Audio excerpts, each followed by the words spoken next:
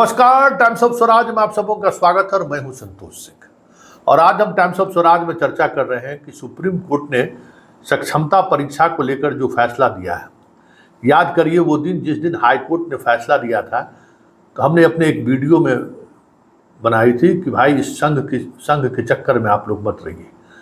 जो फैसला हो गया वो हो गया, इसके आगे मत जाइए, क्योंकि शिक्षकों को लेकर जो इमेज पब्लिक डोमेन में है, ऐसा नहीं है कि वो इमेज जुडिशियरी तक नहीं पहुंचता है। जो मीडिया में इमेज है वो कहीं न कहीं किसी न किसी रूप में कोर्ट तक पहुंचता ही है। और कोर्ट का जजमेंट कागज देख के अब थोड़ी होता है। कोर्ट का जजमेंट जो सोसाइटी में जो चीज़ें चल रही हैं उसको ऑब्जर्व करके भी होता है, क्योंकि कोई ये लीगल इशू नहीं था। और बार बार हम कह रहे थे और अभी भी कह रहे हैं कि 1 घंटा ड्यूटी बढ़ा दिया, ये मुद्दा मत बनाइए, ये मुद्दा मत बनाइए। अरे 1 घंटा ड्यूटी बढ़ा दिया, चलिए कि मनोरंजन का करिए, आपको क्या लगता है? क्योंकि सरकार यही दिखाता है कि देखिए शिक्षक काम करना नहीं चाहते। उस दौर में भी कह रहे थे कि भाई छुट्टी और घंटा, काम के घंटा को लेकर विवाद मत करिए। अरे कितना परेशान करेगा, परेशान करते करते थक जाएगा। आप अपने इमेज को बदलिए। आज सुप्रीम कोर्ट क्या कहा है? जो बातें हम कहते थे तो आपको बुरा लगता था कि आपको आवेदन लिखने नहीं आता है, आप समय पर स्कूल नहीं जाते हैं, आपको पढ़ने पढ़ाने से मतलब नहीं है, खाली हमको सुविधा मिले, पेंशन मिले, तो हमको वेतन मिले, तो ग्रेच्युटी मिले, इसी के लिए आप व्याकुल रहते हैं। तो शीर्ष कोर्ट का अगर ये ऑब्जर्वेशन है तो अब आप समझ लीजिए, अब आपको किसी सरकार से कोई न्याय मिलने वाला नहीं है, और न आप कोई सरकार आपको न्याय देगी, ये भी समझ लीजिए। क्योंकि सरकार को भी ये लग गया कि शिक्षकों को लेकर सरकार जितना कठोर कार्रवाई करता है उतना पब्लिक खुश होती है। जिसके बच्चे पढ़ रहे हैं स्कूल में उसके गार्जियन खुश होता है कि चलिए स्कूल में मास्टर साहब लोग जो है सो रख रहे हैं बच्चों को, अंडा खिलाता है तो बच्चों का गार्जियन खुश होता है। तो ये जहाँ ये मानसिकता है, उस मानसिकता में अगर आप इस तरीके की राजनीति करिएगा तो फिर कहाँ से न्याय आपको मिलेगा? और अब आप देख लिए ना कि इस पूरे प्रोसेस में जितना यूनियन बनाने वाले लोग हैं, जिस पर कार्रवाई हुई है, जो भी हुई है, अब कोई कोर्ट आपको इंटरटेन करेगा? जब सुप्रीम कोर्ट जब इस तरीके का हार्ड ओपिनियन जाहिर कर दिया है, ये लोग जो है सो राष्ट्र निर्माण में लगने के बजाय लोगों की जिम्मेवारी यही, लोगों को अपने आवेदन लिखने नहीं आता है, पोस्ट ग्रेजुएट सब है। और बिहार की शिक्षा को लेकर हम लोग काफ़ी चिंतित रहते हैं कि बिहार में शिक्षा की स्थिति क्या है। तो ये क्यों इमेज बना? ये इमेज क्यों बना शिक्षकों को लेकर? हम बार बार कहते हैं कि आपके यहाँ जो 5% 10%, जिसको हम मास्टरवा कह देते हैं, तो आप लोग मुहिम चला दी संतोष सिंह को जो है एकदम खिलाफ, ये मास्टर शिक्षा विरोधी है, मास्टर विरोधी है। अरे कभी हम मास्टर विरोधी, हम तो लड़ाई लड़ रहे थे और आपको बार बार हम समझा रहे थे कि इससे आगे मत बढ़िए, इससे आगे मत बढ़िए, क्योंकि हम तो जुडिशियरी वाले लोगों के बीच भी बैठते हैं, मीडिया कर्मी हैं, ब्यूरोक्रेसी के पास भी बैठते हैं और मंत्री संतरी के पास भी बैठते हैं। तो आपके बारे में क्या ओपिनियन है और किस तरीके से मुंह बिचका के बात करता है, आप क्या समझने गए? जब तक पाठक के साथ हम खबर चला रहे थे, रोजाना खबर चला रहे थे, उनके खिलाफ हम खबर थे, उनके फैसले को चुनौती दे रहे थे, क्या लगता था आपको कि सब हमको शाबाशी देता था क्या? कई अधिकारी जो थे जुडिशियरी सेवा में भी लोग थे, कहते क्या संतोष जी किसके चक्कर में आप पड़े हुए हैं? अरे सब लोग सब है, समाज को खत्म कर रहा है। और हम कहते थे नहीं, ऐसा नहीं है, आप इस समाज को अपने समाज से बाहर मत कीजिए, यहाँ बहुत अच्छे अच्छे शिक्षक भी हैं। मेरा खुद आंख खुला है जब हम बात करते हैं। तो माहौल नहीं दे रही है सरकार माहौल दे तो इन्हीं शिक्षकों के बदौलत बिहार को बदला जा सकता है। आप उसको क्रिमिनल की तरह ट्रीट मत कीजिए। तब कहते थे कि संतोष जी आप भी जो है ना किस चक्कर में पड़ गए, कहाँ कौन चक्कर में पड़े हुए। खैर आप पत्रकारिता करते रहिए, और कुछ अगर ऐसा कहिए तो हम लोग भी उस चीज़ों को देखें, इतना जरूर लोग कहता था। लेकिन बात यह है कि आपका ये इमेज इस तरीके का बन गया है समाज के सामने ना, उस इमेज को बदलना बहुत ज़रूरी है। नहीं तो अभी सुप्रीम कोर्ट का जो जजमेंट आया है, आने वाले समय में उस जजमेंट के आधार पर कोई भी सरकार आपको चींटी की तरह मसल देगा। अब तो हो गया ना कि सक्षमता परीक्षा आपको देना ही देना है, अब दीजिए। जो लोग सक्षमता नहीं दे रहे थे, अब एक अलग तरीके की समस्या उनको फेस करनी पड़ेगी, और वो समस्या नौकरी पर भी पड़ सकता है। और अब सरकार सक्षमता की परीक्षा पर टाइट हो जाएगा, क्योंकि सरकार को पता है कि सक्षमता परीक्षा जो कर रहे थे ना, आसान क्वेश्चन लेंगे तो फर्स्ट में जो पास कर गए सो कर गए। अब आप देखिएगा कि सेकंड से लेके 4-5 चांस आपको मिलने वाला है ना, इतना टाइट परीक्षा लेगा, इतना कॉपी टाइट देखेगा ना, जिसकी कल्पना आप नहीं कर सकते हैं। क्योंकि मौका तलाश रही थी सरकार।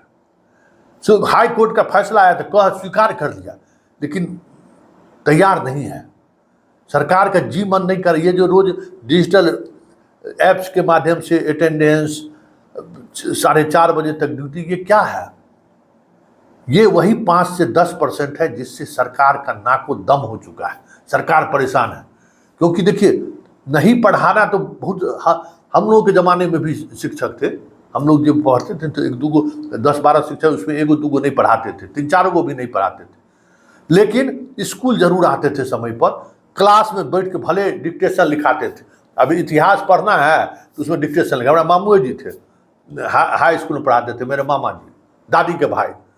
अब इतिहास पढ़ाने आते थे तो डिक्टेशन लिखाना शुरू कर देते थे। हम कह रहे देखिए मामू क्या पढ़ा रहे हैं, आए वो सारा हड़प्पा संस्कृति से आगे नहीं बढ़ते थे।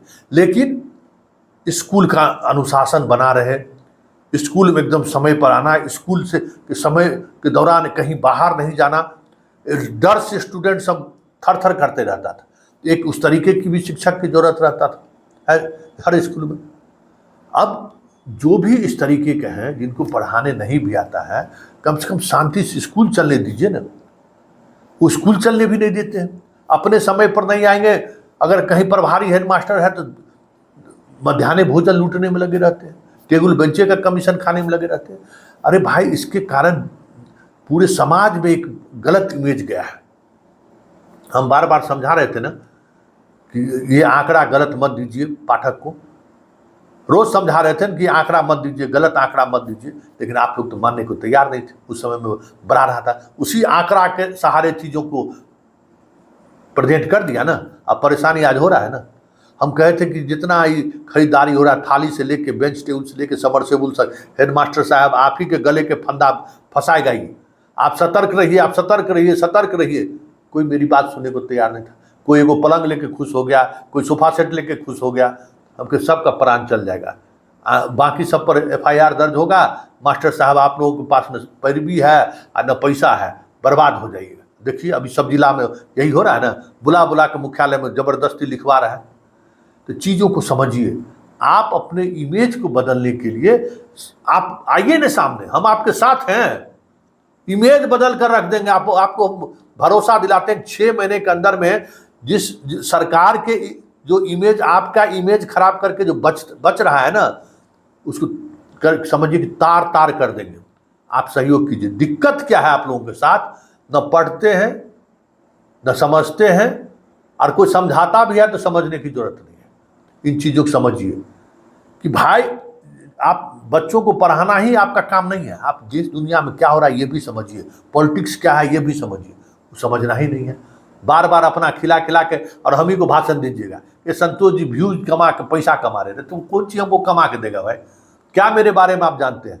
क्या हमको आपके देखने से हमको क्या पैसा आता है सब जानते हैं?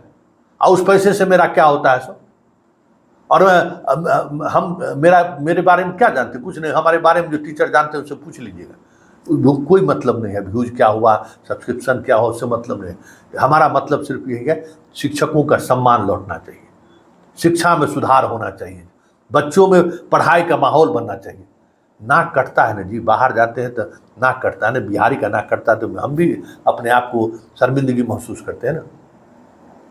तो वो जो एक इमेज बना है पूरे देश में, वो इमेज बदलिए। और आज का सुप्रीम कोर्ट का जो जजमेंट है ना, वो जजमेंट समझ जाइए आपके लिए खतरे की घंटी है। अब कहीं से आपको न्याय नहीं मिलेगा, कहीं से न्याय नहीं मिलेगा। कुछ भी ऐसा वैसा करिएगा, पकड़ के चींटी की तरह मसल देगा सरकार। समझ लीजिए, कह दिया ना नौकरी छोड़ के चल जाइए। सुप्रीम कोर्ट कह दिया कि नौकरी छोड़ के चल जाइए, जो करना है करिए, आप यहाँ मत रहिए। अब बताइए, अब कोई अदालत बचा है जिस अदालत से आप कुछ उम्मीद कर सकते हैं। इसलिए अभी एक ही अदालत बचा है, वो है जनता का अदालत। आप सरकार की उन तमाम खामियों को मुझ तक पहुंचाइए ना, देखिए ना हम पसीना छोड़ा देते हैं। अब 4 गो रूम है, 12th तक स्कूल खोल दिए हैं, अब 15 गो मास्टर साहब है, कोई नहीं पढ़ा रहा है। वैसे स्कूल को कहते हैं वीडियो बनाकर हमको दीजिए ना, हम देखिए ना ईंट से ईंट बजा देंगे। कहाँ भाई, आप पत्रकारिता के ताकत को आप नहीं समझ रहे हैं, आप यूट्यूबर समझ लेते हैं। अरे एक खबर से हिला दिए ना जी, तेजस्वी यादव का किला हिल गया ना, देखे थे ना, ऐसा भी कहीं खबर चलता है। नीट परीक्षा को पकड़े तो हिला दिए ना, हिल जाएगा हिल जाएगा। आप सिर्फ हमको सहयोग, आप हमारे साथ सिर्फ खबर से सहयोग करिए ना, और कोई सहयोग हम तो आपसे थोड़ी मांगते हैं। थोड़े कहते हैं कि मास्टर साहब आप जो दूध दही जो पहुंचाते हैं शिक्षा विभाग के पदाधिकारी को, करेला झुंगी जो पहुंचाते हैं, कदीमा पहुंचाते हैं, सबको भी पहुंचा दीजिए, ये तो कभी नहीं कहते हैं। आपको सिर्फ इतना ही कहते हैं कि खबर में हमको मदद करिए, खबर में मदद करिए, देखिए ईंट से ईंट बजा देंगे।